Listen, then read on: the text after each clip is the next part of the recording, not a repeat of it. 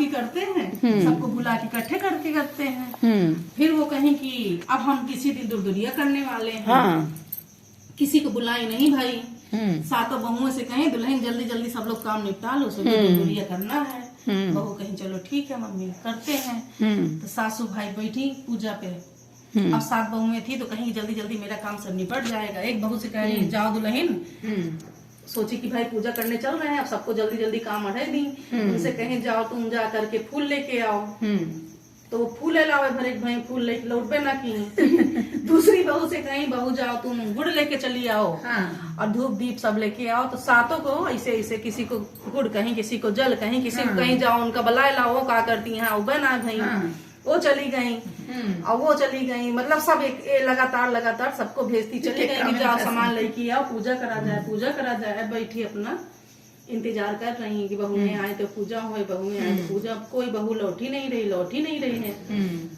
तो कह रही है आज पहली बार हुआ कि मेरी बहुएं ऐसे कैसे हो सकती हैं। इतनी अच्छी हमारी बहुएं थी और एक भी जो है आ नहीं रही है। सब घंटों की गई, इतना टाइम बीतता जा रहा है, दुर्दुरिया मेरा हो ही नहीं पा रहा है।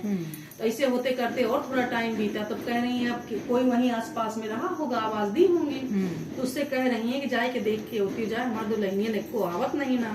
तो कहती है कि अच्छा जाई थे आस पड़ोस को, किसी को आवाज दिए बिना चला नहीं भाई, बुलाना पड़ा उनको कि जाओ देखो कि मेरी बहू कहा जाती है नहीं आई, क्यों नहीं आई। अब वो जाके देख रही तो उनकी बहुएं कुकुर बनी बैठी, कुतिया बनी बैठी। सब बहुएं जो है लगातार लाइन से बैठी हुई है। तब अब वो कह रही हैं कि ऐसा कैसे हो गया कि मेरी बहुएं इतनी कामकाजी, इतनी आज्ञा पालन वाली, कभी भी कुछ ऐसा नहीं हुआ, आज कैसे हो गया। तो जो बगल में जिनको बुलाई थी, देखो जाके वो कहीं अब तुम ऐसा करो, तुम घमंडिया गई थी कि अकेले कर लेंगे तो अकेले पूजा पाठ कुछ होने वाला नहीं है और कुछ होने वाला नहीं है। तो तुम सबको सुहागिनों को फिर से बुलवा दो, सबको न्योतो और माता से क्षमा मांगो कि तुम गलती की हो, घमंड गलत चीज है।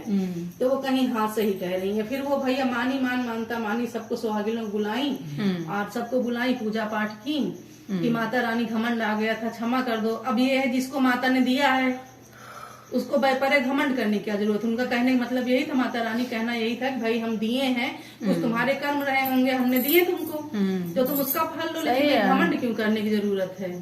तो वो जो है फिर जब उनकी पूजा पाठ हो गई, प्रसाद खाई पी, सारी बहुओं को प्रसाद दी।